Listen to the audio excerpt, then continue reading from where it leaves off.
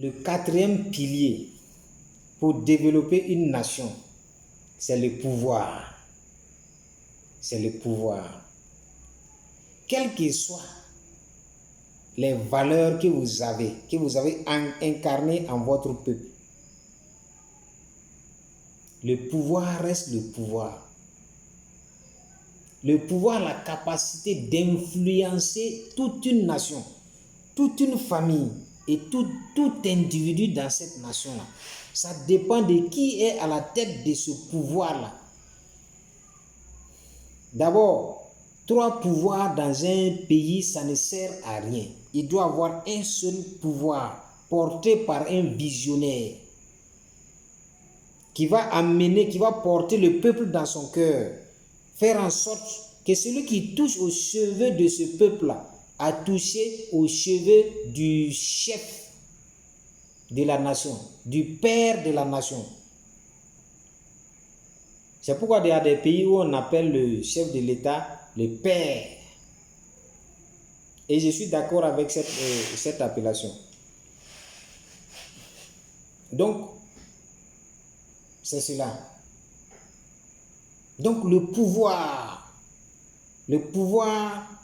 est vraiment le pouvoir. Donc, ce pouvoir-là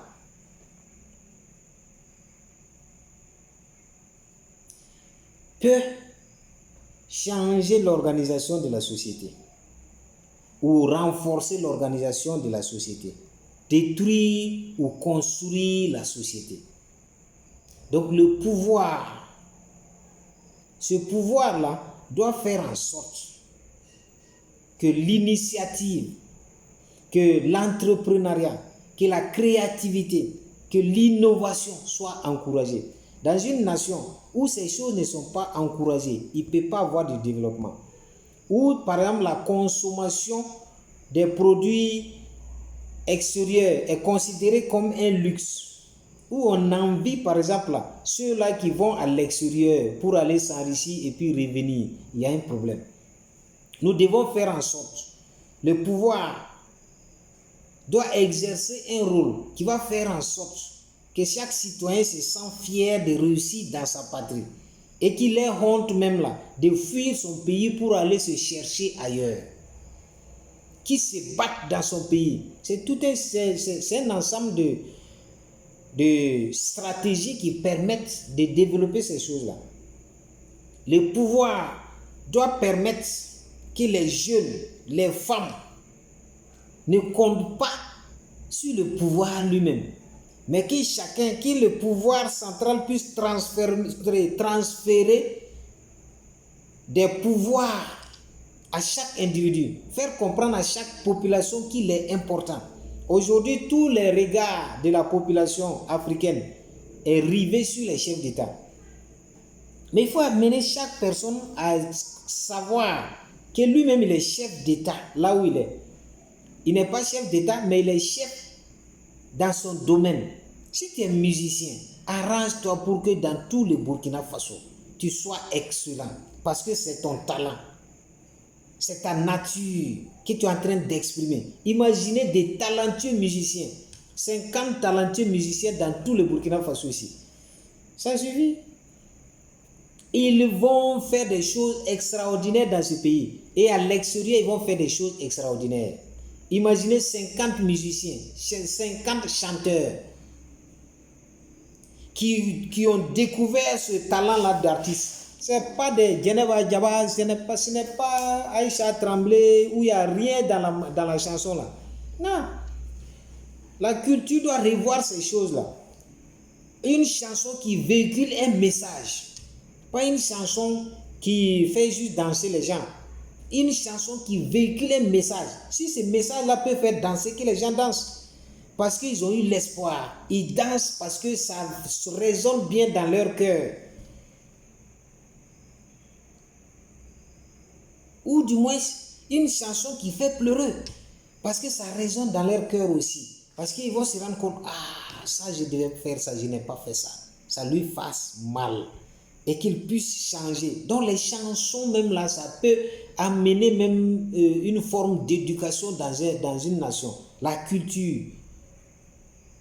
les chansons, les poèmes, toutes ces choses-là. Mais derrière nos poèmes-là, il y a quoi? Aligner des belles phrases, finalement, qui n'ont aucun sens profond. Juste pour montrer aux gens qu'on maîtrise le français, on a un vocabulaire riche. Pour gagner quoi dans tout ça? Ça ne sert à rien, c'est zéro. Je vous dis la vérité. Voilà.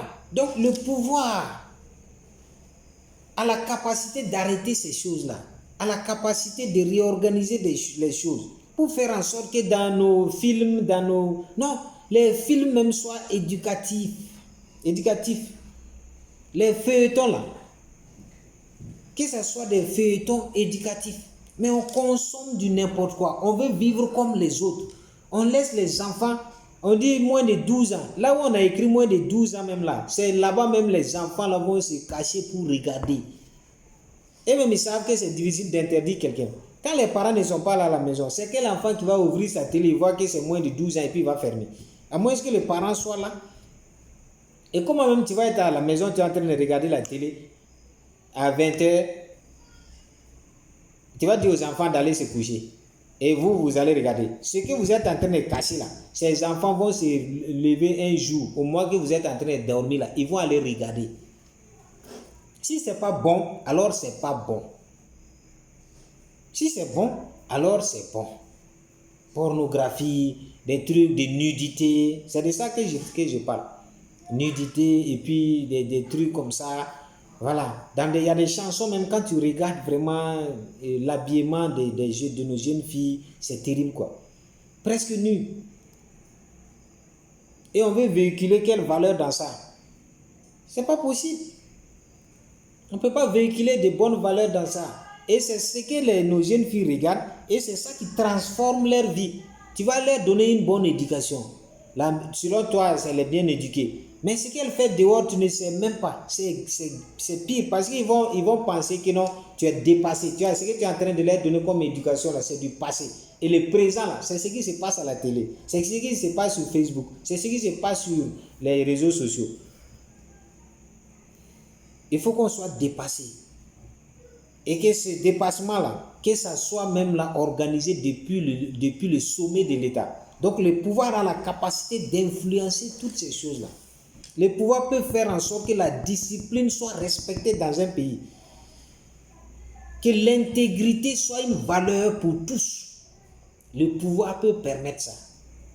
Donc le pouvoir, c'est un véritable pilier pour le développement d'une nation. Si vous prenez 3 pouvoirs pour gérer une nation, là, vous allez détruire cette nation-là. Comment est-ce que quelqu'un, un chef d'État par exemple, qui doit rendre compte à sa population, il dit qu'il va faire quelque chose. La justice dit non, tu ne vas pas faire ça ici. Et les juges, ils disent ça, tu ne vas pas faire ça ici. Mais eux, ils ne rendent pas compte à la population. Mais le chef d'État, lui, rend compte à la population. Et les juges ne rendent pas compte à la population. Ils vont t'empêcher de travailler. Et après, on va dire que tu n'as rien fait. Alors que c'est eux qui ont mis des bâtons dans tes roues pour t'empêcher de travailler. C'est pourquoi ce n'est pas normal d'avoir 3 pouvoirs dans un pays. Et il y en a qui vont voter des lois pour dire non, ça là, on ne fait pas. On ne fait pas quoi? Soit le monsieur, il est bon, soit il n'est pas bon. S'il n'est pas bon, le peuple va l'enlever là-bas. Et le peuple, c'est lui qui constitue le véritable contre-pouvoir. Au Burkina Faso, ça a été prouvé. Ce n'est pas l'Assemblée nationale ni la justice. Et tous, ils sont corrompus. Il y a des exceptions dans toutes règles. Et ces gens-là, il faut les féliciter. Devant 1 million, devant 5 millions, 50 millions, ils ne tremblent pas. Voilà. Ce n'est pas la même chose que certains, devant 500 000, oh, ils sont prêts à livrer la veuve en prison. Ils sont prêts à arracher le terrain de l'orphelin. Non, je ne parle pas de ces gens-là. Ces gens-là sont déjà jugés. Voilà. Donc le pouvoir a un rôle important dans le développement de chaque nation.